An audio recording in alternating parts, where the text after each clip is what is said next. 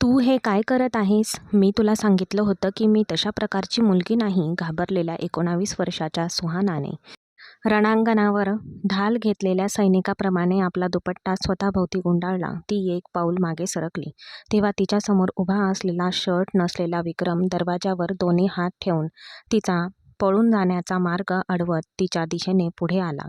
तिच्या हनुवटीवर बोट ठेवून आणि तिचा चेहरा वर उचलत तो म्हणाला, चष्मिश, मी तुला किती वेळा ताकीद दिली आहे.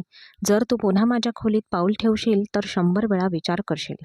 सुहानाच्या हृदयाची धडधड इतकी वाढली होती की जणू ते फुटून जाईल. ती थरथरत्या आवाजात म्हणाली, मी शपथ घेते, मी आतापासून तुमच्या या भुताटकीच्या खोलीकडे बघणारही नाही. माईजींनी मला तुझ्यासाठी एक ग्लास दूध द्यायला सांगितलं होतं. नाहीतर तुझं हे हत्तीसारखं शरीर बघण्यात मला काहीच रस नाही. तिने हे शेवटचे शब्द ओठांवरच उच्चारले होते. विक्रमने ते ऐकले होते, पण ओठांचा कोपरा दाबून त्याने आपले हसू थांबले आणि तिच्या शब्दांकडे दुर्लक्ष केले. विक्रमने चेहऱ्यावर तेच ओळखीचे खुनी आणि खोडकर हास्य आणले आणि डोळा मारत म्हणाला, आता तू सिंहाच्या तावडीत सापडली आहेस. प्रिया, माझ्या परवानगीशिवाय या खोलीतून एक पक्षीसुद्धा उडू शकत नाही. आता हा साधेपणाचा आव दूर कर आणि रात्रभर तुझ्या सौंदर्याने माझं मनोरंजन कर. तो सुंदर काळ्या फ्रेमचा चष्मा, तो 6 फूट उंच धिप्पाड बॉडी बिल्डर तिच्या लहानशा लाल नाकाकडे रोखून पाहत तो म्हणाला. बिचारी सुहाना त्याच्यापुढे काहीच नव्हती. घाबरून तिने दोन्ही हात चेहऱ्यावर ठेवले आणि एखाद्या भित्र्या मांजरीप्रमाणे म्हणाली, नाही, मी हे करू शकत नाही. याचा विचार केल्याबद्दलही मला अपराधी वाटत आहे. माझा जीव वाचवण्यासाठी मला काय करावे लागेल ते मला सांग. त्याने या लहरी मुलीला मोठ्या कष्टाने मिळवले होते. आणि विक्रम ही संधी इतक्या सहजपणे कशी काय हातातून निसटू देणार होता? विक्रम सिंगने चेहऱ्यावर विजयाचे गर्विष्ठ हास्य आणत तिच्याकडे पाहिले आणि मग तिच्या कमरेच्या अगदी जवळ भिंतीवर हात रोखत तो म्हणाला, शाब्बास. जर जर तुला या खोलीतून सुरक्षितपणे बाहेर पडायचे असेल तर सर्वात आधी तुला तुझे संरक्षक कवच, हा दुपट्टा काढावा लागेल. आज मी तुला तुझ्या दुपट्ट्याशिवाय पाहणार आहे. असे म्हणत त्याने हळुवारपणे तिचा दुपट्टा बाजूला सारला आणि तिला पलंगावर झोकून दिले. सुहाना दचकून त्याच्या मिठीत स्वतःला सावरू लागली. जेव्हा विक्रमची नजर तिच्या सौंदर्यावर पडली तेव्हा त्याच्या डोळ्यात एक विलक्षण धुंद करणारी चमक उमटली. काळ्या फ्रेमच्या चष्म्यामागे लपलेले तिचे मोठे निरागस डोळे भीतीने गरगरत होते. तिच्या घाबरण्यामुळे तिचे छोटेसे नाक टोमॅटोसारखे लाल झाले होते, ज्यामुळे ती अधिकच निरागस आणि मोहक दिसत होती. तिचे मखमली गाल लाजेने सफरचंदासारखे लालबुंद झाले होते आणि तिच्या थरथरणाऱ्या चेहऱ्यावर भीतीचे छटा होते. त्या गुलाबी ओठांचे आकर्षण विक्रमच्या संयमाची परीक्षा घेत होते. त्याचा संयम सुटू लागला होता. तिला स्पर्श करण्यासाठी त्याचे ओठ अनियंत्रित होत होते, पण त्याने स्वतःला आवरले. तिच्या गोऱ्या मानेवरचा काळा तिल खूपच आकर्षक दिसत होता. तिच्या मानेवरून नजर फिरवत त्याची नजर सुहानाच्या उमलत्या कोमल सौंदर्यावर पडली. ती नेहमी स्वतःला आपल्या दुपट्ट्यात लपवून ठेवत असे, पण आज दुपट्ट्याशिवाय ती कोणालाही वेड लावू शकली असती. तिच्या जवळ येत तो हळूच कुजबुजला, सुहाना, तू जरी थोडी लहान असशील तरी तुझं सौंदर्य एखाद्या बॉलिवूड नायिकेसारखं किलर आहे. असे म्हणत तो तिच्या इतक्या जवळ आला की सुहानाला त्याच्या श्वासाची ऊब जाणवू लागली. मग सुहानाने संधी साधली आणि आपल्या पूर्ण ताकदीनिशी दोन्ही हातांनी विक्रमच्या छातीवर प्रहार करून त्याला स्वतःपासून दूर ढकलले आणि विजेच्या वेगाने ती खोलीचे कुलूप उघडून पळून जाणार होते. तेवढ्यात विक्रमने गिधाडासारखी तिच्यावर झडप घातली आणि तिचे नाजूक मनगट पकडून ते फिरवून थेट आपल्या रुंद छातीवर दाबले. पुढच्या क्षणी त्याचा मजबूत हात सुहानाला बारीक कमरेभोवती घट्ट झाला आणि दोघांचे श्वास एकमेकात गुंतू लागले. हातात चहाचा कप घेऊन ती हळूहळू घोट घेत होती आणि तिच्यासमोर उभ्या असलेल्या मुलीकडे तिरकस पाहत होती, जी 19 वर्षाची होती आणि आपला अर्धा चेहरा पदराने झाकून तिथे उभी होती. ती थरथरत असल्याचे स्पष्ट दिसत होते. देवकीजींनी तिच्याकडे डोळ्यांच्या कोपऱ्यातून पाहिले. मग त्या म्हणू लागल्या, इथे तुला कोणी पुरुष दिसतोय का? आम्ही इथे सगळ्या स्त्रियाच आहोत. तुझा पदर काढ. देवकीचा आवाज ऐकून सुहानाने संकोचत आपल्या चेहऱ्यावरून पदर काढला आणि जणू काही ढगांमधून चंद्रच प्रकट झाला असावा. देवकी तिच्या सौंदर्याने खूपच प्रभावित झाली. ती खरोखरच सुंदर होती. देवकीला मत्सर वाटला. तिने लगेच दुसरीकडे नजर वळवली आणि म्हणाली, तू छान दिसतेस. मग तुला आमच्या घरात मोलकरीण व्हायची काय गरज होती? सुहानाने एक उसासा टाकला. ती एक शिकलेली मुलगी होती आणि आणि अजूनही पुढील शिक्षण घेत होती. तिने मोठी स्वप्न पाहिली होती की ती वैद्यक शास्त्राचा अभ्यास करून डॉक्टर होईल. पण घरातील परिस्थिती पाहता डॉक्टर होणे तिचे नशिबात होते की नाही हा तिच्यासाठी प्रश्नच होता. एक दीर्घ श्वास घेऊन ती म्हणाली, माईजी, घरात अशी परिस्थिती झाली आहे. बाबांच्या मृत्यूनंतर घराचा सगळा खर्च माझ्या खांद्यावर आला आहे. मला भाऊ नाही, म्हणून मला घराबाहेर पडावे लागले. देवकीजी म्हणाल्या, ठीक आहे. आजपासून तू स्वयंपाकघरातील सर्व जबाबदाऱ्या सांभाळशील, असे म्हणून त्या निघून गेल्या आणि सुहाना थेट स्वयंपाकघरात गेली. एवढे मोठे स्वयंपाकघर पाहून तिचे डोळे विस्फारले, जिथे सर्व आवश्यक वस्तू उपलब्ध होत्या.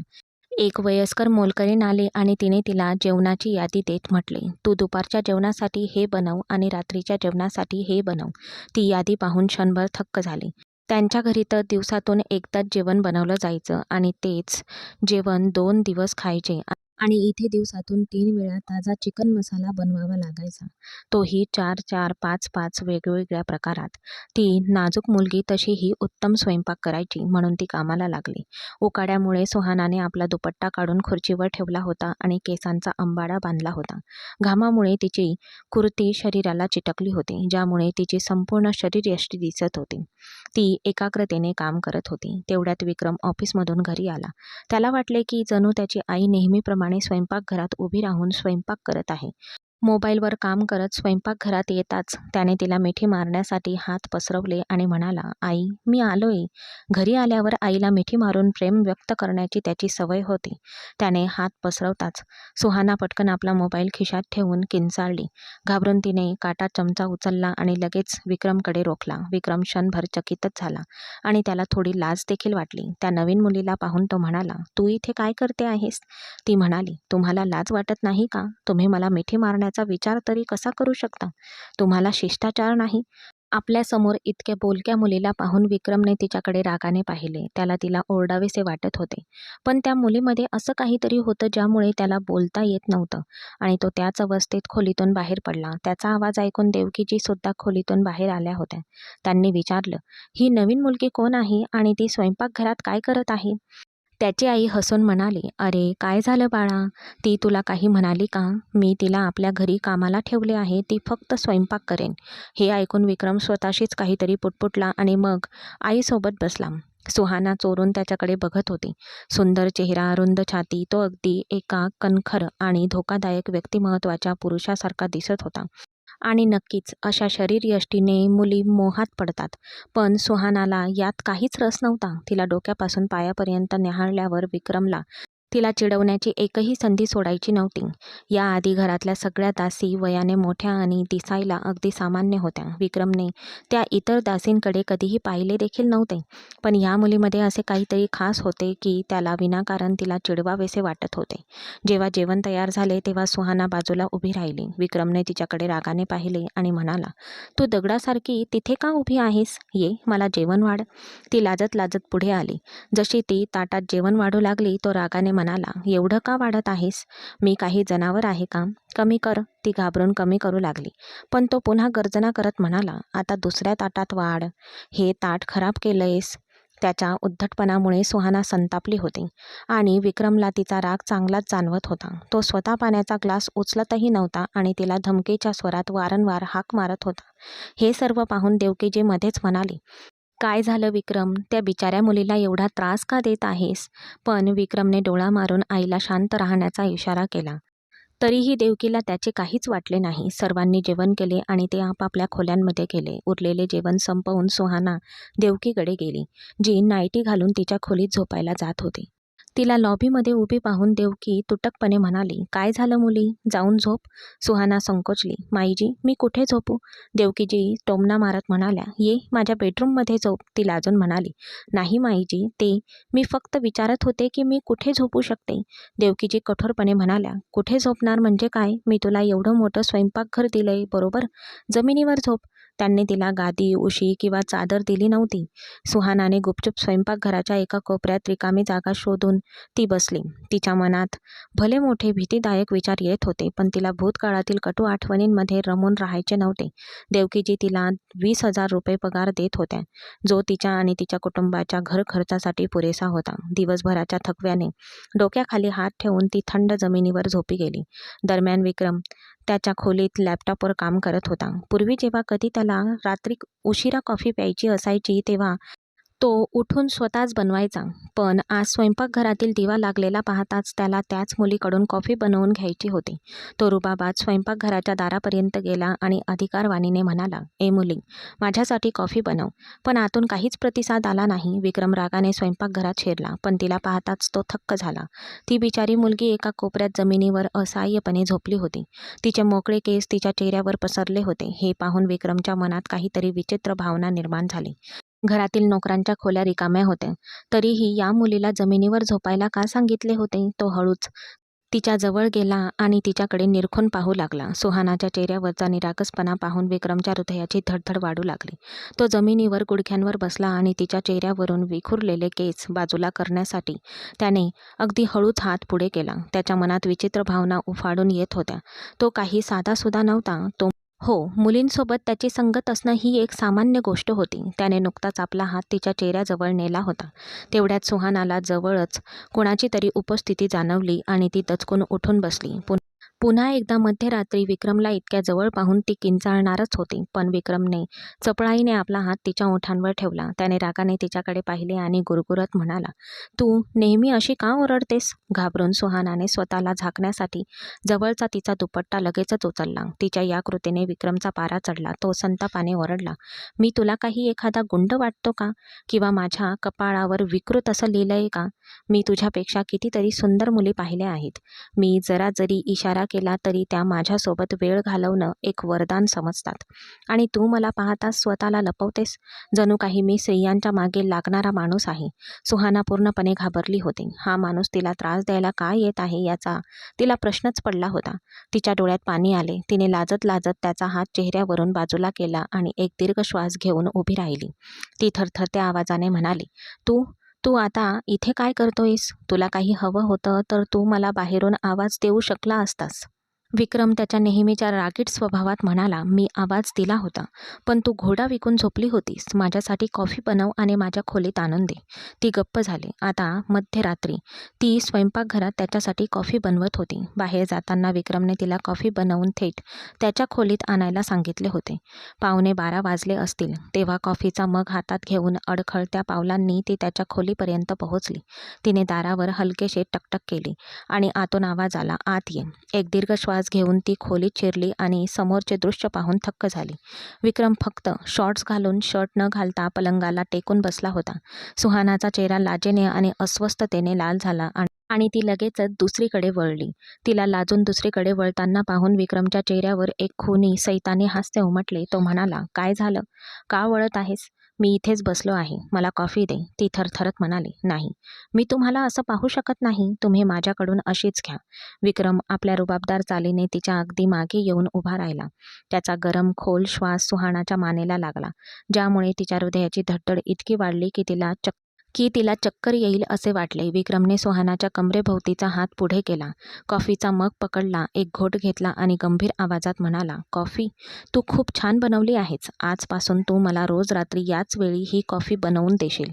मागे न पाहता सुहाना जीव वाचवण्यासाठी पळाली. ती स्वयंपाकघरात परत आली, जमिनीवर बसली आणि मोठ्या मुश्किलीने झोपी गेली. दुसऱ्या दिवशी सकाळी जेव्हा विक्रम त्याच्या ऑफिसला गेला तेव्हा जणू काही बॉम्बच फुटला होता.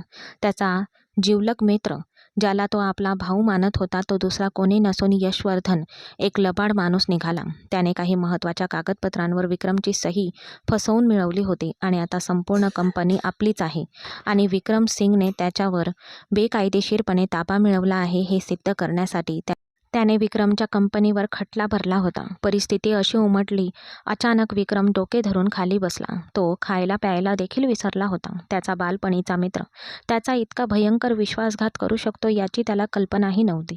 रागाच्या भरात त्याने लगेच पायात पाय ठेवून आरामात सिगारेट ओढत बसलेल्या यशवर्धनला फोन केला. तो फोनवर कुटीलपणे हसला आणि म्हणाला, "काय वाटतं तुला विक्रम?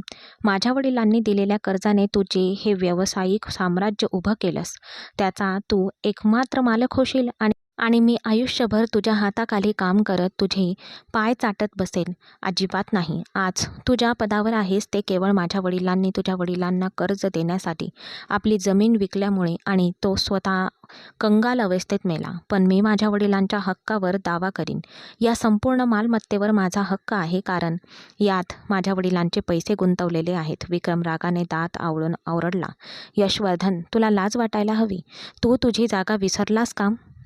जर तुझ्या वडिलांनी त्यांची जमीन विकून माझ्या वडिलांना कर्ज दिले तर ते भावांपेक्षा खरे मित्र होते, आणि त्यानंतर माझ्या वडिलांनी ते संपूर्ण कर्ज एक एक पैसा करून फेडले देखील आहे. तू माझा असा विश्वासघात करू शकत नाहीस.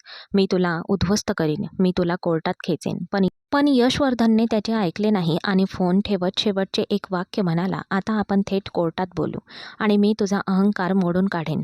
शेवटी कंपनी काही गुप्त आणि विशेष कागदपत्रे होती जी फक्त यशवर्धनकडेच होती. विक्रमला ती कोणत्या परिस्थितीत परत मिळवायची होती. तो डोके धरून घरी आला आणि यशवर्धनच्या केसमध्ये अशी एखादी कमजोरी शोधू लागला ज्यामुळे त्याच्यावर कागदपत्रे परत मिळवण्यासाठी दबाव टाकता येईल. ती कागदपत्रे घरात यशवर्धनच्या लॉकरमध्ये होती आणि ती परत मिळवणे तेव्हाच शक्य होते जेव्हा त्याच्या घरातील कोणीतरी ती चोरून विक्रमकडे आणेल. विक्रम आपल्या खोलीत बसून या सगळ्याचा विचार करत होता तेव्हा त्याला त्याच्या आईची मोठी किंचाळी ऐकू आली. तू काय करतेस? तुला काही अक्कल आहे का? मी तुला इथे का ठेवले आहे? हं?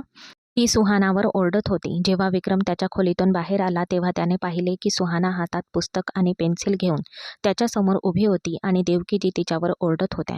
ती हात जोडून रडत माफी मागत होती. नाही माई, माझ्या पुस्तकांना काही बोलू नका. मी पुन्हा यावेळी कधीच अभ्यास करणार नाही.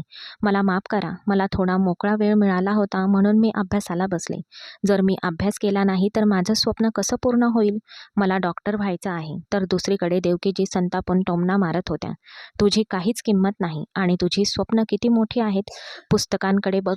तू मेडिकलची पुस्तकं घेऊन फिरते. तू असं शिक्षण घेऊन जणू काही आमच्याशी स्पर्धा करू शकशील. अजिबात नाही. आपल्या मर्यादेत राहा. शिक मुली. जर तू मोलकरीण आहेस तर मोलकरीणसारखं राहा. ही मोठी पुस्तकं तुझं नशीब बदलू शकत नाहीत. या पुस्तकांना आत्ताच्या आत्ता आग लावेल. समजलं? माझं डोकं दुखून फुटतंय आणि तू इथे राणीसारखी बसून तुझी पुस्तकं उघडत आहेस. ती भीतीने आपली पुस्तक छातीशी कवटाळते आणि रडत रडत लगेच चहा बनवायला लागते. विक्रम आपल्या आईकडे जातो आणि तिला शांत करण्याचा प्रयत्न करत म्हणतो, शांत हो आई. तू तिच्यावर का ओरडत आहेस? तू घराचं वातावरण का खराब करत आहेस? पण देवकी रागाने खवळून आपला मुलगा विक्रमलाच खडसावत म्हणाली, आता तू मला काय करायचं हे शिकवणार आहेस का? तिची हिंमत बघ. मी तिला 3 वेळा आवाज दिला. ही माझी चूक आहे का? माझ्यासाठी थोडा चहा आण. माझं डोकं दुखतंय. पण ती कानात कापूस घालून पुस्तक वाचत बसली आहे. विक्रमला क्षणभर त्या मुलीची दया आली, पण त्याने मन द्विधा मनस्थितीत अडकले होते. मग त्याला एक विचार सुचला. विचार करत असतानाच त्याने सुहानाला पाहिले, जिने चहा बनवून तिच्या आईच्या खोलीत ठेवला होता. विक्रमने आज्ञा केली, ए मुली, माझ्या खोलीत ये. सुहानाला जायचे नव्हतेच, पण तिला नाईलाजाने जाऊन दाराजवळ उभे राहावे लागले. ती म्हणाली, तुम्हाला काही पाहिजे आहे का? सांगा. सोफ्यावर बसलेल्या विक्रमने समोरच्या पलंगावर हात वारे करून म्हटले, ये आणि तिकडे बस. ती घाबरून म्हणाली, नाही साहेब, मी इथे ठीक आहे. तुम्हाला काय करायचं आहे ते सांगा. जेव्हा विक्रमने विचारले, तुझ्याकडे कोणती पुस्तकं आहेत? तू काय शिकत आहेस? तेव्हा तिने संकोचून त्याच्याकडे पाहिले. सुहानाने मान झुकवली आणि त्याला सर्व काही सांगितले. तिला तिला डॉक्टर व्हायचे होते आणि वडिलांच्या मृत्यूनंतर आई व लहान भावंडांना सांभाळण्यासाठी तिला ही नोकरी पत्करावी लागली होती. विक्रमने थोडा विचार केला आणि म्हणाला, ठीक आहे मग. मी तुला ही नोकरी सोडायला आणि मी सांगेल तेच करायला सांगितले तर? त्या बदल्यात मी तुझं शिक्षणाचा आणि घर खर्चाचा संपूर्ण खर्च उचलेन. हे ऐकून सुहानाने विक्रमकडे एक नजर टाकली. आता तिच्या डोळ्यात एक विचित्र चमक होती. सुहानाला वाटले की तिचा जीव धोक्यात आहे. पहिल्या दिवसापासूनच विक्रम तिच्या नजरेत चांगला माणूस नव्हता. तिला संशय होता की विक्रम इतर श्रीमंत पुरुषांप्रमाणेच गरीब मुलींना पैशांचे आमिष दाखवून आपल्या वासनेला बळी पाडतो आणि आता तो तिलाही त्याच प्रकारे आपल्या ताब्यात घेऊ पाहत होता. तिने लगेच आपला दुपट्टा घट्ट पकडला आणि अधिकारवाणीने म्हणाली, नाही, काही गरज नाही. मी स्वतःहून काम करून माझं शिक्षण पूर्ण करेन. मला तुझं ऐकायची गरज नाही. ती रागाने खोलीतून बाहेर जाऊ लागताच विक्रमने मागून डाव टाकला. 10 लाख. मी तुला 10 लाख देईल. तुझ्या शिक्षणाचा संपूर्ण खर्च आणि शहरातील सर्वात मोठ्या विद्यापीठात प्रवेश मिळवून देईन, जिथे तू तुझं वैद्यकीय शिक्षण पूर्ण करू शकशील. पण त्या बदल्यात तुला फक्त 1 महिनाभर मी जे सांगेन ते करावं लागेल. सुहाना जागेवरच गोठून गेली. जणू काही तिची आत्मसन्मान आणि स्वाभिमान तिच्या हातून निसटत आहे असे तिला जाणवत होते आणि तिच्या डोळ्यात अश्रू दाटून आले. कदाचित तिने त्याच्याबद्दल आपले मत बनवायला खूपच घाई केली होती. रडत रडत ती विक्रमकडे वळली आणि ओरडली, हो, तुमच्यासारखे श्रीमंत लोक असेच असतात. एकदा का तुमच्या हातात पैसा आला की तुम्ही माझ्यासारख्या गरीब लोकांना अशी वागणूक द्यायला लागतात. मला माहीत आहे, जसं रोज वर्तमानपत्रात छापलं जातं की श्रीमंत लोक मुलींना आपल्या वासनेचे बळी बनवतात, तसंच तुला माझ्या अस्तित्वाने तुझी तहान भागवायची आहे. नंतर तू मला कचऱ्याच्या ढिगाऱ्यात फेकून देशील आणि मग माझ्या घरच्यांना गप्प राहण्यासाठी पैसे देशील. पण मला तर वडीलच नाही. माझी आई भित्री आहे आणि माझा भाऊ फक्त 6 वर्षांचा आहे. तुम्हाला हेच हवं आहे ना, माझी बदनामी करायची आणि मग माझं आणि माझ्या घरच्यांचं तोंड बंद करण्यासाठी मला 10 लाख रुपये द्यायचे. मी त्या मुलींपैकी नाही जी पैशांसाठी आपली प्रतिष्ठा पणाला लावते. ती एका दमात वाटेल ते पुटपुटत होती. आणि विक्रम तोंड उघडून, गोंधळून आणि बुचकळ्यात पडून तिचं हे सगळं ऐकत होता. तो पुढे सरकला आणि पुढच्या क्षणी त्याने एक हात तिच्या ओठांवर आणि दुसरा तिच्या कमरेवर ठेवून तिला जवळ ओढले. तो रागाने गुरगुरला, गप्प बस. मी म्हणतो फक्त गप्प बस. तुझ्या जिभेवर ताबा ठेव. काय बकवास करते आहेस? विक्रम इंडस्ट्रीचा मालक. एका सामान्य मोलकरणीच्या सौंदर्यासाठी मी एवढ्या थराला जाईल का? तुला काय वाटतं, तू काही मिस वर्ल्ड आहेस की तू माझं मापदंड इतके खाली आणले आहेस की मी माझ्या मोलकरणीला पैसे देऊन मोहात पाडेल का? मला वाटतंय की तुला खाली खेचून तुझ्या गालावर 2-4 थप्पड मारावी, म्हणजे तुझं हरवलेलं डोकं जागेवर येईल. सुहाना पार गोंधळून गेली आणि तिच्या डोळ्यातून अश्रू वाहू लागले. विक्रमने तिच्याकडे रागाने बघत म्हटले, लवकर माझी माफी माग, नाहीतर मी तुला आत्ताच्या आत्ता असं उद्ध्वस्त करून टाकेल की तू कुठेही तोंड दाखवू शकणार नाहीस. मी तुला इतकं उद्ध्वस्त करेन की तुझं संपूर्ण आयुष्य या अंधाऱ्या खोलीसारखं होईल आणि डॉक्टर बनण्याचं तुझं स्वप्न कायमचं गाडलं जाईल. मी तुझं आयुष्य एका क्षणात बदलून टाकेल आणि याची कुणालाही कल्पना येऊ देणार नाही, समजलं? हा खरंच आपल्या करिअरची वाट लावेल या विचाराने सुहाना खूप थरथर कापत होती. माझं आयुष्य उद्ध्वस्त करू नकोस, ती रडत म्हणाली. ठीक आहे, मला माफ कर, मी जास्तच बोलले. मी पुन्हा असं करणार नाही. कृपया माझ्यापासून दूर राहा. विक्रमने तिला दूर ढकलले आणि म्हणाला, हो, मलाही तुझ्यासारख्या मुलीच्या जवळ जाण्यात काहीच रस नाही. आता मी काय म्हणतो ते नीट ऐक. विक्रम सिंग आपली योजना समजावून सांगू लागताच सुहानाने डोळ्यात पाणी आणून वर पाहिले. तो बोलत असताना सुहानाच्या कानातून धूर निघत होता. ती घाबरून म्हणाली, मी मी हे सगळं कसं करू शकते? बघ, कलिंगड सुरीवर पडो वा सुरी कलिंगडवर पडो, शेवटी कलिंगडच कापलं जाणार आहे. मी इतकं धोकादायक काही करणार नाही. पण विक्रमने तिच्याकडे कठोरपणे पाहिले. तो म्हणाला, मी तुझ्यावर 24 तास नजर ठेवेन, समजलं? तो तुला काहीही करू शकणार नाही. तुला फक्त जायचं आहे, तुझ्या सौंदर्याने यशवर्धनला जाळ्यात ओढायचं आहे, त्याची गर्लफ्रेंड बनायचं आहे आणि मग जेव्हा तो तुला त्याच्या घरी आणि बेडरूममध्ये घेऊन जाईल तेव्हा कसंही करून त्याच्या घरातून ते कागदपत्र चोरून माझ्याकडे आणायचे आहेत. मला त्याच्या घराचा कानाकोपरा माहीत आहे. मी तुला सगळीकडे मार्गदर्शन करीन. फक्त माझ्यासाठी हे काम कर.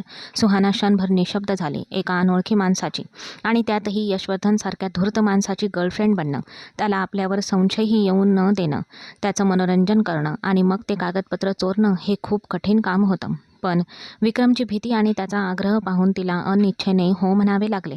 दुसऱ्याच दिवशी ठरल्याप्रमाणे ती सकाळी लवकर उठून देवकीजींकडे गेली आणि म्हणाली, माई, मला दुसऱ्या एका चांगल्या घरी नोकरी मिळाली आहे. ते मला 30,000 रुपये देत आहेत, म्हणून मी तुमची नोकरी सोडत आहे. देवकीजींनी आधी भुवया उंचावल्या आणि रागाने म्हणाल्या, अरे, त्यांच्याकडे नक्कीच काही जास्तीचे पैसे असतील, म्हणूनच ते तुझ्यासारख्या आळशी मुलीला 30,000 रुपये लुटत आहेत. जा, इथून जा बाबा, माझ्याकडेही नोकरांची काही कमतरता नाही. त्यांनी तिला घरातून हाकलून दिले. ती बाहेर येताच पुढे रस्त्यावर विक्रमची आलिशान गाडी आरामात तिची वाट पाहत उभी होती. कडक उन्हात सुहानाच्या गोऱ्या चेहऱ्यावर घामाचे थेंब चमकत होते आणि तिचे गाल भीती आणि उष्णतेने लाल झाले होते. एका क्षणासाठी विक्रमसुद्धा तिच्या चेहऱ्यावरून आपली नजर हटवायला विसरला. ती एक असहाय्य मुलगी होती, पण ती अजिबात मोलकरणीसारखी दिसत नव्हती. जेव्हा ती मागच्या सीटवर बसायला प्रयत्न करू लागली तेव्हा विक्रम रागाने ओरडला, मी तुझा ड्रायव्हर नाही, ये आणि पुढच्या सीटवर बस, समजलं? घाबरलेली सुहाना त्याच्यासोबत पुढच्या सीटवर बसली. तू नेहमी इतक्या रागाने का ओरडतोस? गाडीचा दरवाजा बंद करत ती पुटपुटली. कारण तू मला भाग पाडतेस. गाडी पुढे नेत विक्रम म्हणाला, मी तुला आता एका मोठ्या सलूनमध्ये घेऊन जात आहे. मी तुला आता एक नवीन ड्रेसिंग रूप देईन आणि हे मिशन पूर्ण होईपर्यंत तू माझ्या खाजगी अपार्टमेंटमध्ये राहशील. सुहाना विचारात गडून शांत बसली होती. विक्रम तिला ज्या पार्लरमध्ये घेऊन गेला होता तिथल्या प्रत्येक अपॉइंटमेंटसाठी लाखो रुपये लागत होते. त्यांनी सुहानाचा चेहरा मोहरा पूर्णपणे बदलून टाकला होता. तिचे लांब दाट केस सुंदरपणे स्टाईल केले होते.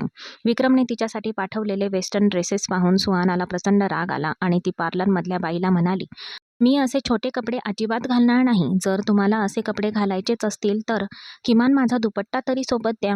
पण पार्लरमधील बाई हसली आणि म्हणाली, नाही ग, या ड्रेसेससोबत दुपट्टा लागत नाही. तुम्हाला फक्त ही जीन्स आणि शर्ट घालायचा आहे. तयार झाल्यावर जेव्हा सुहानाने आरशात स्वतःकडे पाहिले तेव्हा तिला चक्कर येईल असे वाटले. ती नेहमी तिच्या फाटलेल्या सलवार सूट आणि चपलांमध्ये असायची. ती इतकी झगमग स्टायलिश दिसत होती की तिला स्वतःला ओळखणेही कठीण वाटत होते. जेव्हा ती एक दीर्घ श्वास घेऊन बाहेर आली तेव्हा विक्रम थक्क झाला. तो डोळे मिचकवायलाच विसरला. झाकण नसलेल्या प्रेशर कुकरमध्ये उकळणाऱ्या डाळीप्रमाणे त्याच्या भावना उफाळून येत होत्या. सुहाना येऊन त्याच्यासमोर उभी राहिली, पण विक्रम तोंड उघडे ठेवून तिच्याकडे एकटक पाहतच राहिला. जेव्हा सुहानाने मोठ्याने खोकून त्याला मध्येच थांबवले, हॅलो, तोंड बंद कर, माशी जाईन. असा काय बघतोयस? मी विचित्र दिसते का? विक्रमने आपल्या भावनांवर नियंत्रण मिळवले आणि घाबरून म्हणाला, विचित्र? तू इतकी हॉट दिसतेस की जगातील तापमान वाढेल. दुसरीकडे बघण्याचा प्रयत्न केला तरी डोळे तुझ्याकडे पाहण्याशिवाय राहत नाही. ते नकार देत आहेत. मला वाटतंय की आत्ताच तुला माझ्या मिठीत घ्यावं आणि जोपर्यंत तू हा 10 लाखाचा सौदा विसरून माझी होत नाहीस तोपर्यंत तुला सोडू नये. सुहानाने त्याच्याकडे अशा खुनी नजरेने पाहिले जणू ती त्याचा जीवच घेणार होती आणि रागाने म्हणाली, ऐका मिस्टर विक्रम सिंग, जर तुम्ही पुन्हा असा घाणेरडे चाळे केलेत तर मी थेट यशवर्धनकडे जाऊन त्याला सांगेन की तुमच्या मित्राने मला तुमची कागदपत्र चोरायला पाठवलं होतं.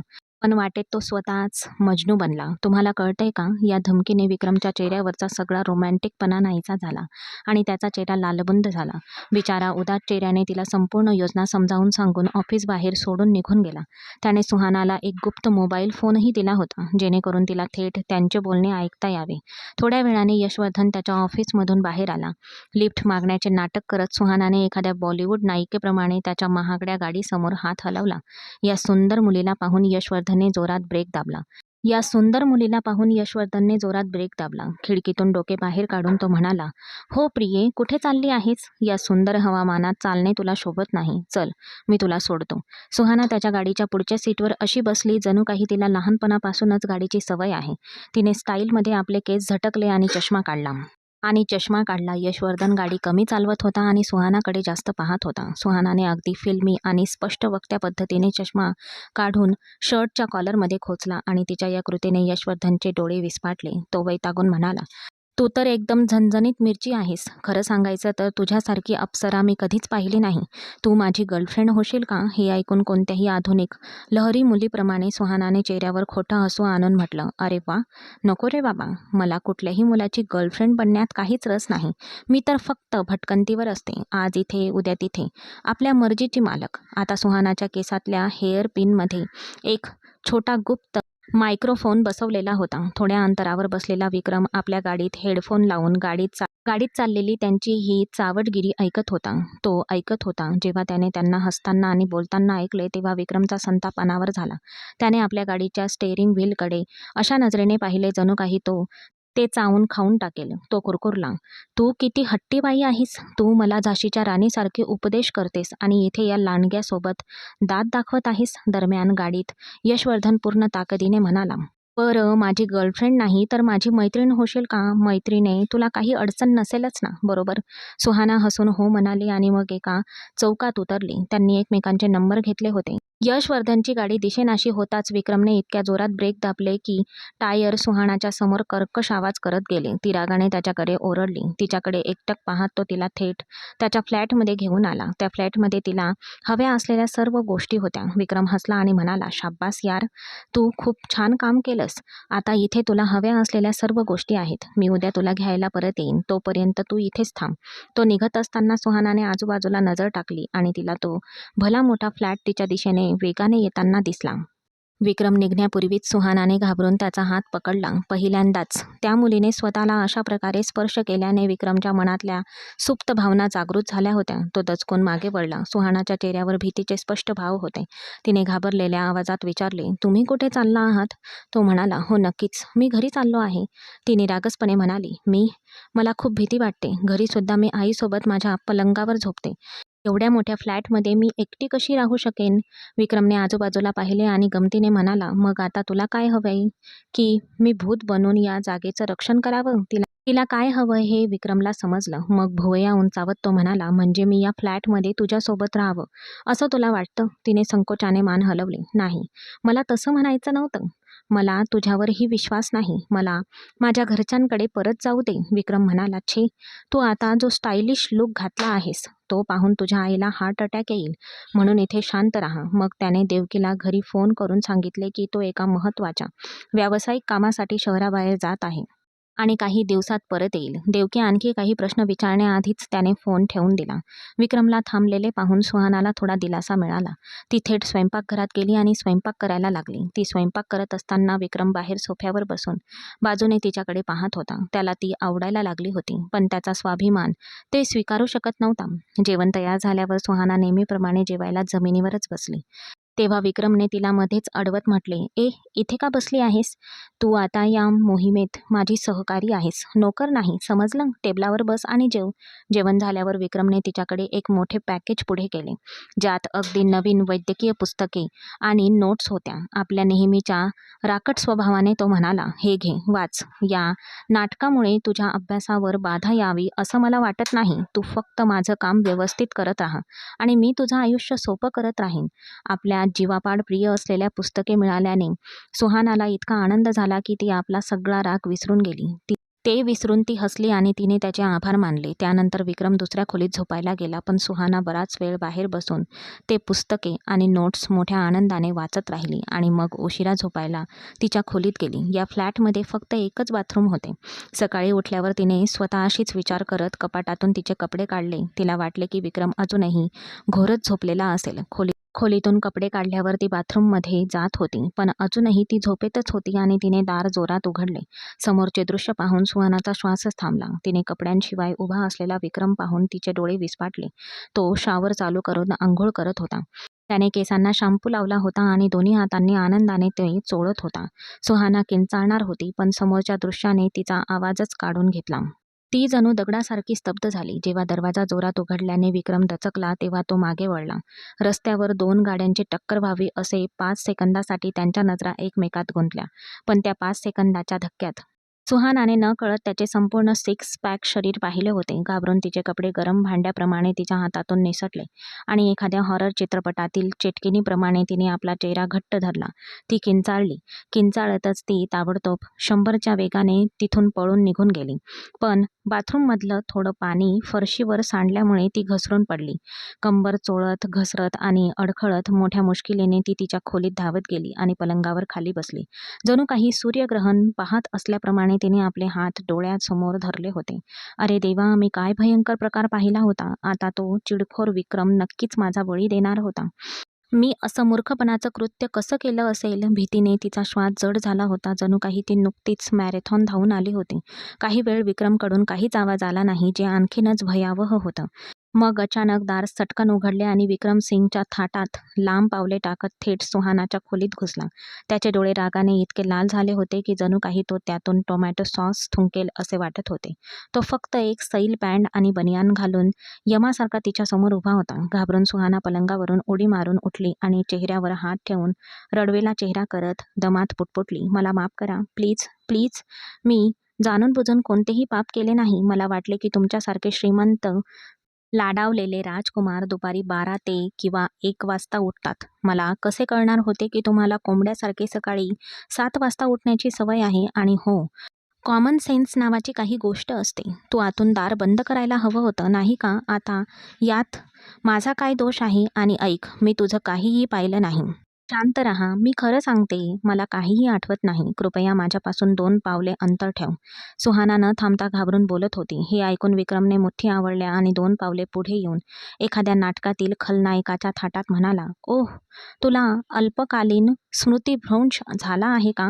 5 सेकंदासाठी तुझे डोळे माझ्या संपूर्ण अस्तित्वाचा एक्स-रे काढत होते आणि आता तू सती सावित्रीसारखी वागत आहेस? दिवसाढवळ्या एका सभ्य, अविवाहित आणि प्रतिष्ठित मुलाच्या खाजगीपणाचा भंग केल्याची तुला लाज वाटत नाही का? आता हिशेब चुकता केला जाईल.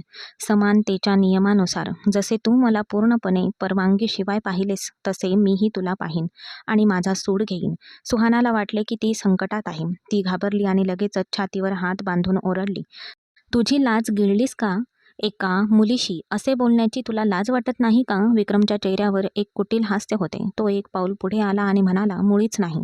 तुला मला तसल्या अवस्थेत पाहताना तुला लाज वाटली नाही, तर मला मुलगा असून लाज कशी वाटेल? या फ्लॅटमध्ये तुझ्या आणि माझ्याशिवाय दुसरं कोणीही नाही आणि मी तोट्यात व्यवहार करत नाही. मी लगेच हिशोब चुकता करतो आणि व्याजासहित सूड घेतो. तू माझ्याकडे डोळे मोठे करून पाहिलंस, नाही का? तू माझ्याकडे कसंही पाहिलंस, तरी आता नियमानुसार मीही तुझ्याकडे तसंच पाहीन. चल, हे सती सावित्रीचे नाटक बंद कर आणि लवकर कर. नाहीतर जर तू मला अजून चिडवलंस, तर मी नुसतं बघत बसणार नाही. मग तक्रार करू नकोस आणि हो, जास्त ओरडण्याचा विचारही करू नकोस. इथल्या भिंती ध्वनिरोधक आहेत. तुझ्या किंचाळ्या शेजारच्या भूतांना सुद्धा ऐकू येणार नाहीत." सुहाना भीतीने गोठून गेली होती. जणू फ्रीजमधला बर्फ. खोलीच्या एका कोपऱ्यात उंदरासारखी बसून तिने हात जोडून विनवणी केली, "नाही, प्लीज असं करू नका. मी मरेन.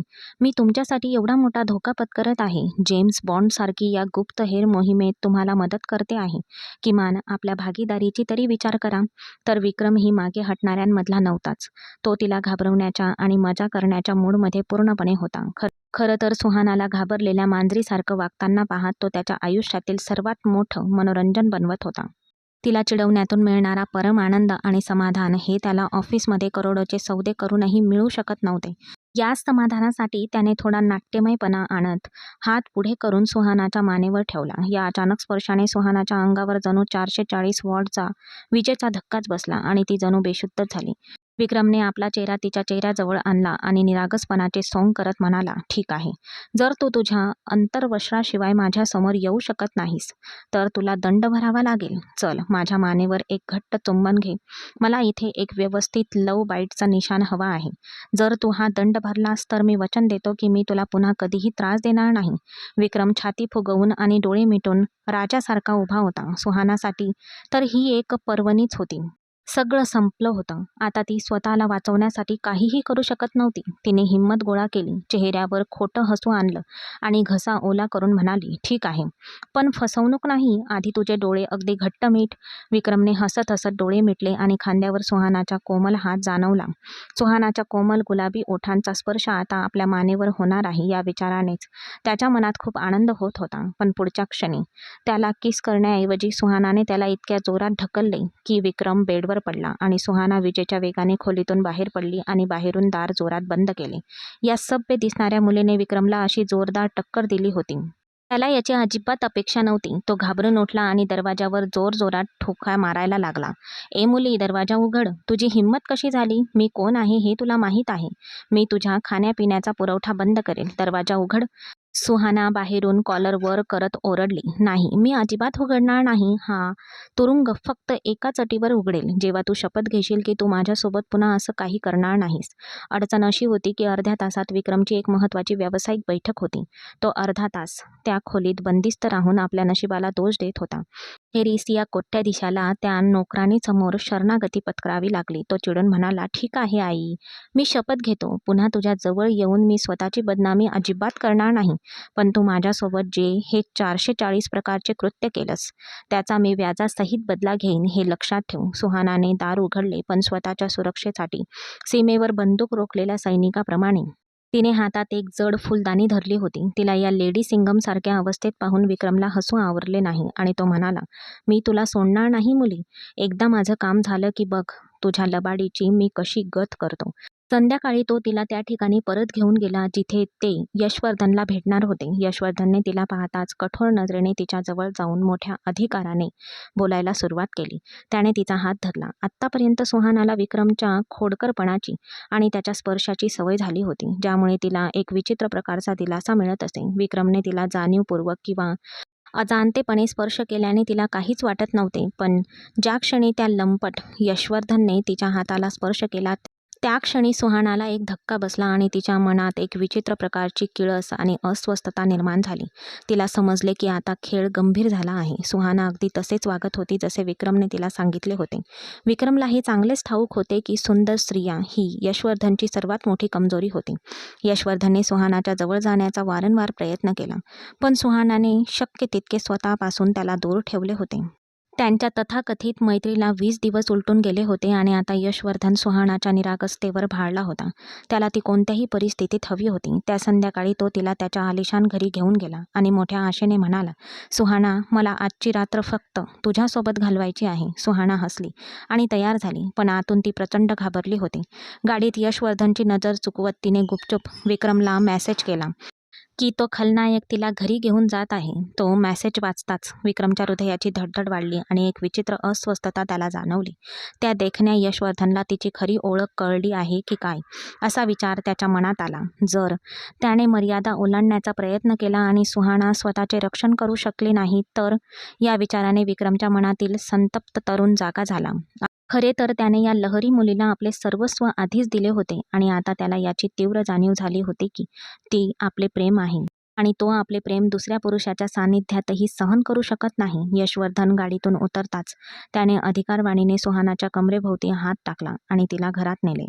आत शिरल्यावर त्याने सर्वात आधी एक चमकणारी हिऱ्याची अंगठी बाहेर काढली आणि सुहानाच्या बोटात घालून तिला ती भेट दिली. तो तिच्या हाताचे चुंबन घेण्यासाठी पुढे सरसावला तेव्हा सुहानाने तिने आपला हात झटक्याने मागे खेचला. यशवर्धन कुटील हास्य करत म्हणाला, "अगं प्रिये, फक्त हात धरला म्हणून तू इतकी नखरे करत आहेस. आपल्या प्रेमाचे अनेक टप्पे अजून बाकी आहेत. माझ्यावर विश्वास ठेव. मी अनेक मुलींची मैत्री केली आहे आणि त्यांच्यासोबत वेळ घालवला आहे, पण त्यांच्यापैकी कोणामध्येही तुझ्यासारखा जीव घेणा गुण नाही. मला हे नातं दीर्घकाळ टिकवायचं आहे. बदल्यात तू जे काही मागशील ते मी तुला देईन." तो तिला चिडवत सुहानाला आपल्या बेडरूममध्ये घेऊन गेला. परिस्थिती नियंत्रणात आणत सुहाना हसत म्हणाली, "इथे बस, मी आपल्या दोघांसाठी काही खास पेय बनवते." तिच्या बोलण्याने यशवर्धनचेही मन वळले आणि तो आरामात सोफ्यावर बसला. सुहाना थेट स्वयंपाकघरात गेली. तिच्या पर्समध्ये झोपेचे औषध होते, जे विक्रमने तिला पर्यायी योजना म्हणून दिले होते. जेव्हा तिने यशवर्धनसाठी ज्यूस बनवला तेव्हा तिने गुपचूप त्यात त्या औषधाचे काही थेंब टाकले. असे केल्यावर तिने तो ग्लास मोठ्या एटीत यशवर्धन बसलेल्या ठिकाणी आणला. सुहाना हसली आणि तिने ग्लास त्याच्याकडे पुढे केला, पण यशवर्धन काही नवशिका नव्हता. कोणावरही इतक्या सहज विश्वास ठेवायला तो काही मूर्ख नव्हता. त्याने सुहानाकडे पाहिले आणि डाव उलटवत आपला ग्लास तिच्या पुढे करत तो म्हणाला, असं नाही. मी माझ्या स्वतःच्या हातांनी तुला हा ज्यूस पाजतो. आधी तू पी." हे ऐकून सुहानाला धक्काच बसला. ती क्षणभर थांबली आणि विषय टाळत म्हणाली, "नाही नाही, मला अजिबात प्यायची इच्छा नाही. तू पी, मी नंतर पिईन." दरम्यान घराबाहेर आपल्या गाडीत उभा असलेला विक्रम स्पार हेडफोन लावून हे सगळं ऐकत होता आणि त्याला धोक्याची तीव्र जाणीव होऊ लागली होती. त्याने स्टेअरिंग व्हीलवर हात आपटला आणि पुटपुटला, "पिऊ नकोस सुहाना, तो लबाड आहे." पण तिथे खोलीत यशवर्धनने जबरदस्तीने सुहानाच्या खांद्यावर हात ठेवला आणि प्रेमाचे नाटक करून तिला प्यायला लावले. सुहानाने अनिच्छेने अर्धा ग्लास रिकामा केला. जसा तिने ग्लास टेबलावर ठेवला आणि यशवर्धनकडे पाहिले तसे तिला खोलीतील दिवे लुकलुकल्यासारखे वाटले. तिची दृष्टी अंधुक झाली आणि तिला तिच्यासमोर एक नाही तर 6 यशवर्धन बसलेले दिसले. सुहाना डगमगू लागली आणि यशवर्धनने संधी साधली. याचा फायदा घेत त्याने तिला कमरेला धरून जवळ ओढले. त्याने तिच्या मानेवर हात ठेवला आणि खुनी हास्य करत म्हणाला, तुला काय झालंय प्रिये? तुला आत्ताच चक्कर यायला लागली आहे. अजून पूर्ण रात्र बाकी आहे. सांग, तुला कोणी पाठवलं? शाब्बास. मी तुझी इतकी बदनामी करेन की तू पुन्हा कोणासमोरही उभी राहू शकणार नाहीस आणि ज्याने तुला पाठवलंय तो तुला या अवस्थेत पाहून भीतीने डोळे मिटून घेईन." यशवर्धन त्याच्या या किळसवाण्या सैतानी हास्याने हसला. बाहेर गाडीत बसलेल्या विक्रमला धक्का जाणवला आणि तो गोठून गेला. त्याला वाटले की त्याचा जीव हातातून निसटत आहे. त्याने लगेच गाडीचा दरवाजा उघडला आणि तो बाहेर पडला आणि वेड्यासारखा आत पळाला. दरम्यान खोलीत यशवर्धनने सुहानाला आधीच उचलून पलंगावर झोपवले होते आणि वेदना आणि औषधाच्या प्रभावामुळे सुहानाच्या तोंडून फक्त एक हळूच किंचाळी निघाली. तिने स्वतःला सोडवण्याचा आटोकाट प्रयत्न केला, पण ती बेशुद्ध होत असल्यामुळे यशवर्धन तिच्याजवळ पोहोचत होता. त्याचवेळी यशवर्धन वादळासारखा आत घुसला आणि त्याने दार जोरात उघडले. यशवर्धन तिच्यावर टेकून उभा होता. तो काही वाईट करण्याआधीच विक्रमने वाघासारखा त्याच्यावर झडप घातली, त्याची मान पकडली आणि मुक्याचा भडीमार सुरू केला. तो गर्जना करत म्हणाला, "तिच्यापासून दूर हो. तिला हात लावण्याची तुझी हिंमतच कशी झाली?" या अचानक झालेल्या हल्ल्याने यशवर्धन भयभीत झाला. त्याने स्वतःला कसेबसे सावरले आणि विक्रमला 2 ठोसे मारले. पण मग धाप टाकत म्हणाला, "म्हणजे ही तू पाठवलेली प्यादी होती. तेव्हाच मला कळले की काहीतरी नक्कीच गडबड आहे. बरं झालं की तू स्वतःच माझ्या जाळ्यात अडकलास. आता तुझं इथे काही खरं नाही आणि या मुलीचंही. मी तुम्हा दोघांनाही इथून जिवंत बाहेर जाऊ देणार नाही. तसं ती तुझी कोण आहे? मला जाळ्यात अडकवण्यासाठी तू पाठवलेली कोणी भाडोत्री रखेल आहे का?" सुहानाबद्दलचे हे घाणेरडे शब्द ऐकून विक्रमचा पारा चढला. त्याने यशवर्धनच्या चेहऱ्यावर पूर्ण ताकदीने ठोसा मारला आणि गर्जना करत म्हणाला, "खबरदार, जर तू तिच्याबद्दल पुन्हा एक जरी चुकीचा शब्द उच्चारलास, शांतपणे आणि आदराने माझी कागदपत्रे माझ्याकडे सोपव, नाहीतर जे तू स्वप्नातही पाहिलं नसशील ते मी तुझं करीन." सुहाना डोके धरून अर्धमेली होऊन पलंगावर बेशुद्ध पडली होती, तर दुसरीकडे विक्रम आणि यशवर्धन यांच्यात रक्तपातपूर्ण झटापट सुरू होती. विक्रमचा संताप पाहून यशवर्धन कुटीलपणे हसला आणि म्हणाला, "वाटतंय की तुझं या मुलीसोबत काहीतरी गंभीर प्रकरण सुरू आहे. खरी मजा तेव्हा सुरू होईल जेव्हा मी तुझ्यासमोर तिच्या प्रतिष्ठेचे तुकडे तुकडे करीन. तू बघशील, जेव्हा ती किंचाळेल, जेव्हा मी माझ्या इच्छेनुसार तिचे सुंदर अस्तित्व नष्ट करेन." हे ऐकून विक्रमचा संतापानावर झाला. तो सिंहासारखा गर्जना करत यशवर्धनवर तुटून पडला. त्याने त्याने थप्पड आणि ठोशांचा भडीमार केला, ज्यामुळे यशवर्धनचे 2 दात तुटले. दुसरा विचार न करता त्याने बाजूच्या टेबलावरची जड काचेची फुलदाणी उचलली आणि आपल्या पूर्ण ताकदीनिशी यशवर्धनच्या डोक्यावर आपटली. काचेची फुलदाणी फुटून तिचे तुकडे यशवर्धनच्या डोक्यात घुसले.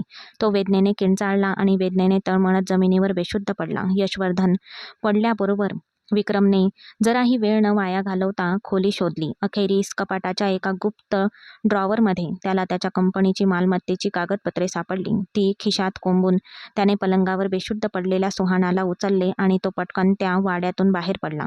जेव्हा सुहानाला शुद्ध आली तेव्हा तिने स्वतःला त्याच जुन्या सुरक्षित अपार्टमेंटमध्ये पाहिले. विक्रम तिच्या पलंगाजवळ बसला होता, खूप काळजीत. तिला शुद्धीवर येताना पाहून विक्रमने एक मोठा श्वास घेतला. सुहाना अजूनही त्याच भीतीने ग्रासलेली होती. शुद्धीवर येताच ती घाबरून किंचाळत थेट विक्रमकडे धावत गेली. जोरजोरात थरथरत ती म्हणाली, "तो तो माणूस खूप भयानक आहे. त्याला माझी प्रतिष्ठा धुळीस मिळवायची होती. त्याला मला मारायचं होतं. तो नक्कीच अजूनही बाहेर असेल. तो मला सोडू इच्छित नाही. तो मला मारून टाकेल." विक्रमने सुहानाला आपल्या मजबूत बाहूंमध्ये घट्ट धरले आणि तिच्या डोक्यावरून हात फिरवत हळू आवाजात म्हणाला, "शांत हो, रिलॅक्स. मी इथे असेपर्यंत तुला कोणीही हात लावू शकत नाही. कृपया मला माफ कर. मला वाटलं नव्हतं की प्रकरण इतकं वाढेल. मी आमच्या भांडणात तुझा असा वापर करायला नको होता. ही खूप मोठी चूक होती. मला खरंच लाज वाटते. पण आता घाबरू नकोस. जोपर्यंत विक्रम जिवंत आहे तोपर्यंत सुहानाच्या केसालाही धक्का लागणार नाही." त्याने तिला जगाच्या सर्व भीतीपासून दूर आपल्या छातीशी कवटाळले आणि शांत करण्याचा आणि तिचे सांत्वन करण्याचा प्रयत्न केला. जेव्हा सुहानाला शुद्ध आली आणि तिला आपल्या अवस्थेची जाणीव झाली तेव्हा तिला धक्का बसला आणि जणू कोणीतरी जिवंत विजेच्या तारेला स्पर्श करायला लावतंय या प्रकारे ती लगेच विक्रमपासून दूर झाली. तिने स्वतःकडे पाहताच तिचे संपूर्ण नेटवर्क बंद पडले आणि ती भयभीत झाली, कारण बेशुद्ध होण्यापूर्वी तिने एक वेगळा नाईट सूट घातला होता, जो सुहानाने यशवर्धनच्या आग्रहावरून घातला होता, जो खूपच बोल्ड होता आणि तो घालताना सुहानाला लाज वाटत होती, पण ती हतबल होती. म्हणून तिने तो नाईट सूट घातला होता. तिला तो घालावाचा वाटतच नव्हता, पण तिला तो घालावा लागला होता. पण आता तिने एक अगदी नवीन, चकचकीत, पूर्ण बाह्यांची डिझायनर कुर्ती घातली होती.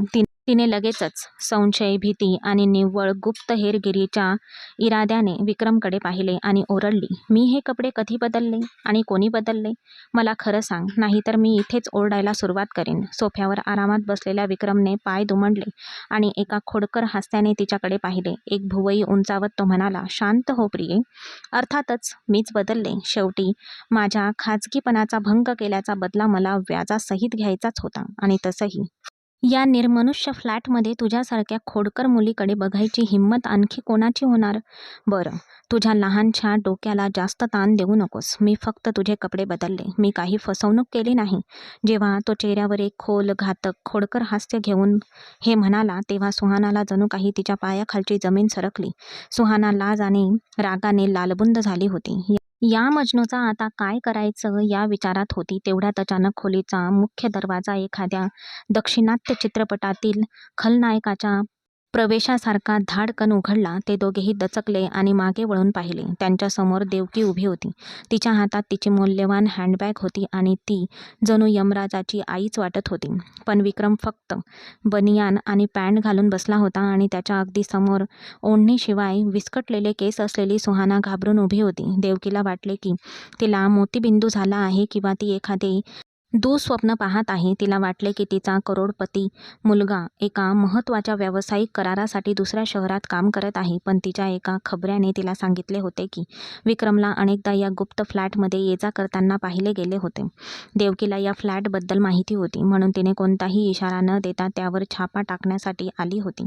स्वतःच्या घरकाम करणाऱ्या बाईला तिच्या एकमेव वारसदारासमोर अशा रोमॅन्टिक परिस्थितीत पाहून देवकीचा रक्तदाब वाढला. ती रागाने थरथरत किंचाळली. विक्रम, इथे हे काय नाटक चाललंय? या फ्लॅटमध्ये या हलकट मोलकरणीसोबत कोणता धंदा करतोयस? आणि ती तुझ्या बेडरूममध्ये तुझ्या पलंगाजवळ काय करते? माझा रक्तदाब वाढण्याआधी मला उत्तर दे. सुहाना स्तब्ध झाली. संतापलेल्या देवकीने सुहानावर हात उचलण्याचा प्रयत्न केला, तेव्हा विक्रमने पटकन हवेतच आपल्या आईचा हात पकडला. तो अत्यंत गंभीरपणे आणि ठामपणे म्हणाला, आई प्लीज, ही माझी बायको आहे, माझी बायको. तू तिच्यावर हात उचलू शकत नाहीस. तुला जे काही म्हणायचं आहे ते मला सांग. हे ऐकून देवकीची मान खाली झुकली. ती जवळजवळ किंचाळलीच. विक्रम, तुझं डोकं फिरलंय का? काय बकवास करतोयस? या धूर्त मुलीने अखेर तुला जाळ्यात अडकवलं. मला कसं कळणार होतं? जर कळलं असतं तर मी तिला पहिल्याच दिवशी घरातून हाकलून दिलं असतं. तू या मोलकरणीशी लग्न कसं करू शकलास? सुहानाचा हात धरून विक्रम गर्वाने म्हणाला, ती मोलकरीण नाही आई. ती तुमची सून आणि माझी कायदेशीर पत्नी आहे. एखादी मुलगी नाईलाजाने स्वाभिमानाने कामावर येते याचा अर्थ असा होत नाही की ती माणुसकीच्या पातळीवरून घसरली आहे. सुहाना मला आवडली होती. मला माहीत होतं की तुम्ही या लग्नाला कधीच हो म्हणणार नाहीत, म्हणून आम्ही कोर्टात लग्न केलं. आता तुम्ही तिलाही तोच आदर आणि सन्मान दिला पाहिजे जो तुम्ही मला देता, नाहीतर मला काही अडचण नाही. मी तिच्यासोबत या फ्लॅटमध्ये कायमचा राहीन. देवकीजी सुरुवातीला खूप रडल्या. आपल्या मुलाला 100 प्रकारे ओरडल्या आणि टोचून बोलल्या. पण जेव्हा त्यांनी पाहिले की त्यांचा मुलगा आपल्या हट्टीपणावर ठाम आहे, तेव्हा त्यांनी रागाने पाय आपटले आणि तिथून निघून गेल्या. सुहानाची अवस्था अशी होती की तिला कापले तरी रक्त येणार नाही. त्यांनी विक्रमकडे रागाने पाहिले आणि म्हणाल्या, तू एवढं मोठं खोटं का बोललास? मी तुझी बायको नाही. विक्रमने तिच्या डोळ्यात पाहिले आणि हसत म्हणाला, तू नाहीस, पण लवकरच होशील. यावर सुहाना घाबरून म्हणाली, तुमची आई रडत निघून जात आहे. कृपया तिच्या मागे जा. तुम्ही तिच्याशी असे वागायला नको होतं. विक्रम आपल्या आईला समजावण्यासाठी तिच्या मागे गेला. तो गाडीजवळ गेला. देवकीजी आपल्या मुलासाठी काहीही करायला तयार होत्या, कारण कारण त्यांना त्याला गमवायचे नव्हते. गाडीत विक्रमने आपल्या आईला संपूर्ण सत्य सांगितले. आई, सुहाना अजून माझी पत्नी नाही, पण माझं तिच्यावर खरंच खूप प्रेम आहे आणि ती माझी व्हावी अशी माझी इच्छा आहे. आता तू माझ्यासोबत सन्मानाने तिच्या घरी चल आणि तिच्या आईशी माझ्या लग्नाची बोलणी कर. देवकीजी आपल्या मुलाची खूप विनवणी केली, पण विक्रम आपल्या निर्णयावर ठाम राहिला. अखेरीस अवघ्या काही दिवसांनी विक्रम आणि देवकीजी आपल्या संपूर्ण परिवारासह लग्नाचा प्रस्ताव देण्यासाठी सुहानाच्या साध्या घरात उपस्थित होते. एवढ्या मोठ्या आणि श्रीमंत कुटुंबाला सुहानाच्या आईचा काय आक्षेप असू शकणार होता? आपल्या मुलीच्या नशिबाने त्या खूप आनंदी झाल्या होत्या. तिची खात्री पटली आणि ती लगेच तयार झाली आणि काही आठवड्यातच सुहाना आणि विक्रम यांचे लग्न मोठ्या थाटामाटात पार पडले आणि ती कायमची सिंग घराण्याची ज्येष्ठ सून बनली. ती वधूच्या वेशात आपल्या सजलेल्या खोलीत बसली होती. भीती आणि चिंतेमुळे तिचे हात-पाय पूर्णपणे गारठले होते. विक्रमची भयानक आणि खोडकर बाजू पुन्हा पुन्हा आठवून तिच्या अंगावर काटा आला. जेव्हा त्याचे कायदेशीर नाते नव्हते, तेव्हा तिला या वेड्या प्रियकराला सांभाळता येत नव्हते. आता तो तिचा नवरा झाला होता आणि तिचे त्याच्यावर हक्क होते. आणि त्याचेही तिच्यावर पूर्ण हक्क होते. त्यामुळे आज रात्री त्याच्या भावनांना ती कशी सामोरे जाईल हे तिला कळत नव्हते.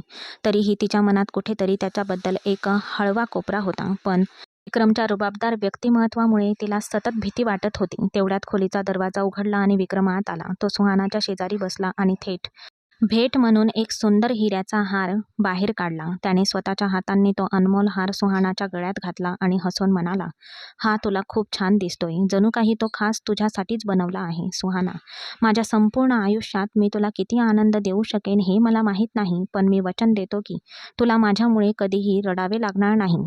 असे म्हणून त्याने सुहानाचे नाजूक हात धरले आणि ते आपल्या ओठांवर टेकवले. आपल्या सुंदर वधूला या रूपात पाहून विक्रम स्वतःवरचा ताबा गमावू लागला होता. तो तिच्या जवळ आला.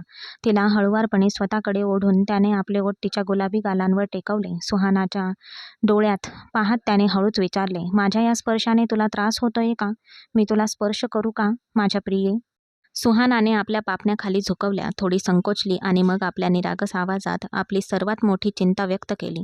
"माझ्या या नाजूकशा अस्तित्वावर तुला थोडीशी दया येणार नाही का? स्वतःकडे बघ. तू किती उंच आणि मजबूत आहेस आणि मी तर किती लहान, निरागस आहे. पहिल्याच प्रयत्नात तू माझा जीव घेशील." तिचे निरागस आणि घाबरलेले शब्द ऐकून विक्रमला हसू आवरता आले नाही. तो मोठ्याने हसला आणि म्हणाला, "इतकी नाजूक वागू नकोस. मला माहीत आहे की तू आतून खूप धाडसी आहेस आणि शेवटी तू आता माझी पत्नी आहेस आणि मी तुझा नवरा आहे. मला ही रात्र तुझ्या आयुष्यातील सर्वात सुंदर आणि अविस्मरणीय रात्र बनवायची आहे. बघ, सगळं इतकं प्रेमळ असेल की तुला तुला भीतीसुद्धा वाटणार नाही. उलट तू त्याचा आनंदच घेशील. इतकी धुंद करणारी मजा की तू माझ्या मिठीतून स्वतःला सोडवूच शकणार नाहीस." अचानक त्याच्या चेहऱ्यावर ते जुने खोडकर वीरवृत्तीचे हास्य परत आले. त्याने भुवया उंचावल्या आणि म्हणाला, "आणि तसंही शाब्बास. आज तो शुभ दिवस आहे जेव्हा मी माझा बदला घेऊ शकतो." सुहानाला काही कळले नाही. तिने डोळे मोठे केले आणि विचारले, "तुमचं काय म्हणणं आहे? कोणता कोणता बदला?" विक्रम तिचे नाक हलकेच चिमटवत म्हणाला, "का तो दिवस विसरलीस का, जेव्हा तू परवानगीशिवाय बाथरूमचा दरवाजा उघडून आत घुसली होतीस आणि तू मला वरपासून खालपर्यंत पूर्णपणे न्याहाळलं होतंस? आज माझी पाळी आहे." "नाही, ही फसवणूक आहे. तू त्या दिवसाचा बदला घेतलास जेव्हा तू माझे कपडे बदललेस. तेव्हा लाजेमुळे ती दुसरं काही बोलूच शकले नाही. तो पूर्ण बदला नव्हता, 50-50% होता. आज बदला पूर्ण होईल. आज तू माझ्यासमोर या ओढणीच्या आणि या लाल साडीच्या प्रत्येक पडद्यातून स्वतःला मुक्त करशील." हे ऐकून सुहानाचा चेहरा लाजेने टोमॅटोसारखा लाल झाला. ती घाबरून म्हणाली, "नाही नाही, मी हे सगळं माझ्या एकटीने करू शकत नाही. कृपया मला दुसरी कोणतीही शिक्षा द्या, पण हे नको." विक्रमने खोट्या रागाने तिच्याकडे रोखून पाहिले आणि कठोरपणे म्हणाला, "मुळीच नाही. ही तुझी शिक्षा आहे. तुला हा दुपट्टा स्वतःच काढावा लागेल. चल लवकर कर, नाहीतर जर मी माझ्या हातांनी सुरू केलं तर." सुहानाने शरमेने आणि लाजेने आपले डोळे घट्ट मिटून घेतले. विक्रमच्या गोड आग्रहापुढे आणि आज्ञेपुढे मान झुकवून तिने हळूहळू आपल्या लाजेचे बंध तोडले आणि त्याच्यासमोर येऊ लागली. विक्रमने तिला दागिने काढायला मदत केली. मग सुहानाने आपला दुपट्टा काढून बाजूला ठेवला. खांद्यावरून ब्लाऊज काढताना तिला शरमेने कुठेतरी लपून बसावेसे वाटत होते. खोलीतील मंद आवाजात ती आता तिच्या प्रत्येक पडद्यापासून मुक्त झाली होती आणि जेव्हा त्या रोमॅन्टिक प्रकाशात विक्रमची नजर त्याच्या वधूच्या अथांग सौंदर्यावर पडली तेव्हा तो केवळ पाहतच राहिला, जणू त्याचे जगच थांबले होते. पुढच्या क्षणी त्याने तिला उशीवर झोपवले आणि तिच्या सौंदर्यात हरवून गेला. त्याने तिला पूर्णपणे आपल्या ताब्यात घेतले होते. त्यांच्या प्रेमाच्या सुंदर मिलनाचा आनंद संपूर्ण खोलीत घुमत होता. विक्रम तिला आपल्या बाहूंमध्ये घेऊन तिच्या अस्तित्वाच्या खोलवरच्या प्रवासाला निघाला होता. सुहानाच्या ओठातून एक हळूच किंचाळी बाहेर पडली आणि मग तिने स्वतःला त्याच्या स्वाधीन केले. विक्रमने ती रात्र सुहानासाठी खरोखरच अविस्मरणीय बनवली होती. दुसऱ्या दिवशी सकाळी जेव्हा सुहानाने डोळे उघडले तेव्हा तिला दिसले की विक्रम एखाद्या निरागस मुलाप्रमाणे तिच्या मानेजवळ डोकं डोकं टेकवून शांतपणे झोपला होता. रात्रीच्या त्या सुंदर क्षणांची आठवण काढून सुहानाच्या चेहऱ्यावर एक गोड हास्य उमटले. तिने हळुवारपणे त्यांच्या विस्कटलेल्या केसांमधून आपले बोट फिरवले. त्याचवेळी जेव्हा तिने भिंतीवरील घड्याळाकडे पाहिले तेव्हा तिला धक्काच बसला. सकाळचे 11 वाजले होते. ती घाईघाईने पलंगावरून उठणार होती, पण अचानक झोपेत असलेल्या विक्रमने तिची कंबर पकडून तिला पुन्हा आपल्याकडे ओढले. डोळे मिटूनच तो खोडकरपणे म्हणाला, "माझ्या प्रिय पत्नी, मी तुला अजून उठायची परवानगी दिलेली नाही. मी सांगेपर्यंत या पलंगावरून खाली उतरू नकोस." असे म्हणून तो मागच्या रात्रीचे विषय काढून तिला आणखी चिडवू लागला. सुहाना लाजेने लाल झाली आणि आपला चेहरा त्याच्या छातीत लपवत म्हणाली, "कृपया शांत राहा. मला काल रात्रीच्या गोष्टी ऐकायच्या नाहीत." विक्रम हसला आणि म्हणाला, "का का तुला आठवायचं का नाहीये? तुला भीती वाटते का की तू पुन्हा माझ्या मिठीत वाहून जाशील?" सुहानाने आपला चेहरा त्याच्या छातीत लपवत हळूच होकारार्थी मान हलवली. तिच्या निरागस हावभावाने विक्रम मोहित झाला. तो हसला आणि म्हणाला, "मग काय माझ्या प्रिये, जोपर्यंत मी आहे तू हवं तितकं वाहून जाऊ शकतेस. मी तुझी प्रत्येक इच्छा पूर्ण करीन." पण सुहानाला इच्छा असूनही वाहून जाता आले नाही, कारण 11 वाजले होते. तिला भीती होती की देवकीजी दार ठोठवायला वर येतील, म्हणून तिने स्वतःला त्याच्या तावडीतून सोडवले आणि ती वॉशरूममध्ये पळून गेली. तू खूप वाईट आहेस, पण आज रात्री मी त्या सुडासकट तुझा बदला घेईन. तुला माहीत आहे की मी कोणत्याही परिस्थितीत बदला घेतो. मागून विक्रमचा खोडकर आवाज ऐकून बाथरूमच्या दाराला टेकून उभी असलेली सुहाना मनापासून हसली. जेव्हा ती तयार होऊन खोलीतून बाहेर आली, तेव्हा देवकीजी तिच्याकडे तीक्ष्ण नजरेने पाहत होत्या. आपल्या मुलाच्या आग्रहापुढे झुकून त्यांनी सुहानाला सून म्हणून स्वीकारले होते. पण तिला मनापासून तो दर्जा द्यायला त्यांना थोडा वेळ लागणार होता. सुरुवातीला जेव्हा जेव्हा त्या विक्रम आणि सुहानाला एकत्र बसलेले पाहत त्यांचे गोड कडू टोमणे आणि हास्य ऐकत, तेव्हा त्यांना थोडासा हेवा वाटायचा. अनेकदा तर त्या सुहानाशी एकट्यात बोलल्यासुद्धा की तिने विक्रमच्या आयुष्यातून निघून जावे, पण सुहाना आपल्या जागेवरून ढळली नाही. आणि तिचा जीव घेतला तरी हे अशक्य होते, पण विक्रमला सोडवण्याचा प्रश्नच नव्हता. विक्रम तिच्या नसांमध्ये रक्तासारखा वाहू लागला होता. त्याच्याशिवाय जगण्याचा विचारही ती आता करू शकत नव्हती. आणि विक्रमचीही तीच अवस्था होती. सुहानाला क्षणभरही जरी पाहिले नाही तरी तो वेडा व्हायचा. ऑफिसमध्येही तो सुहानाला अनेकदा फोन करून आपल्या भावना व्यक्त करायचा. ती त्याच्या अस्वस्थतेवरून त्याची चेष्टा करायची आणि विक्रम नाराज राहायचा.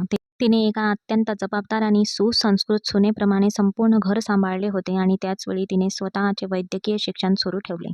एके दिवशी देवकी स्पष्टपणे म्हणाली, विक्रम, जर तू या मुलीशी लग्न केले आहेस तर तिला मला नातू द्यायला सांग. मला माझ्या नातवाचा चेहरा बघायचा आहे.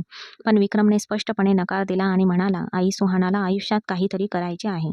तिने एक स्वप्न पाहिले आहे आणि मी ते स्वप्न नक्कीच पूर्ण करीन. सुहाना मध्यमवर्गीय कुटुंबातील होती. विक्रमने तिला अनेकदा सांगितले होते की तुझ्या आई आणि भावंडांचा सर्व खर्च माझ्या स्वतःच्या पैशाने उचलीन, पण स्वाभिमानी सुहानाने स्पष्टपणे नकार दिला आणि म्हणाली, नाही, हे योग्य वाटत नाही. मी स्वतः डॉक्टर होईन आणि माझ्या कुटुंबाची जबाबदारी घेईन. तिची निष्ठा पाहून देवकी सुद्धा शांत झाली. अनेक वर्षाच्या मेहनतीनंतर अखेर तो दिवस आला जेव्हा सुहाना डॉक्टर झाली. डॉक्टर झाल्यावर विक्रमने तिला दिलेली सर्वात मोठी, सुंदर आणि मौल्यवान भेट म्हणजे तिचे स्वतःचे खाजगी रुग्णालय होते. तो दिवस सुहानाच्या आयुष्यातील सर्वात सुंदर दिवस होता. तिने आयुष्यात सर्व काही मिळवले होते. सर्व सोहळे आणि उद्घाटन समारंभ पार पाडल्यानंतर त्या रात्री जेव्हा ती तिच्या खोलीत परतली, तेव्हा विक्रम पलंगावर आरामात झोपला होता. सुहाना जवळ जाताच त्याने आपले डोके तिच्या मांडीवर ठेवले. निरागसपणाचे सोंग करत तो म्हणाला, डॉक्टर साहिबा, मी आज तुम्हाला एवढे मोठे सरप्राईज दिले आहे. आता तुम्हीही मला बदल्यात काहीतरी द्यायला हवे, नाही का? असं काहीतरी जे या रात्रीला कायमचं रंगीन बनवेल. सुहाना त्याच्या डोळ्यात बघत खोडकरपणे हसत म्हणाली, मला आज्ञा द्या महाराज. तुम्हाला आनंदी ठेवण्यासाठी तुम्ही जे काही सांगाल ते मी करेन. विक्रमच्या चेहऱ्यावर एक खुनी हास्य उमटले. आता मला तुझ्यासारखीच एक छोटी सुहाना, एक गोंडस बाहुली हवी आहे. त्याने तिचा हात तिच्या बारीक कमरेवर ठेवला आणि तिला स्वतःच्या जवळ ओढले आणि पुढच्या क्षणी तो तिच्या सुंदर गुलाबी ओठांवर झुकला. काही वेळाने त्याने एक दीर्घ श्वास घेऊन तिला सोडले. सुहाना आपल्या अंगठ्याने विक्रमच्या ओठांना कुरवळत प्रेमाने म्हणाली, नाही विक्रम, मला तुझ्यासारखाच मुलगा हवा आहे. खोडकर, खेळकर आणि मनाने खरा आणि खूप प्रेम करणारा. मुलगा की मुलगी हा नंतरचा विषय आहे. पण आत्ता कृपया मला थोडं सांभाळून घे. माझ्या प्रिये, माझ्या भावना अनावर झाल्या आहेत. तो अधीरपणे तिच्या साडीचा पदर खाली टाकत त्याने तिला जवळ ओढले. सुहानानेही हसतमुखाने त्याला साथ दिली आणि त्याला मिठीत घेऊन स्वतःला पूर्णपणे विक्रमच्या स्वाधीन केले.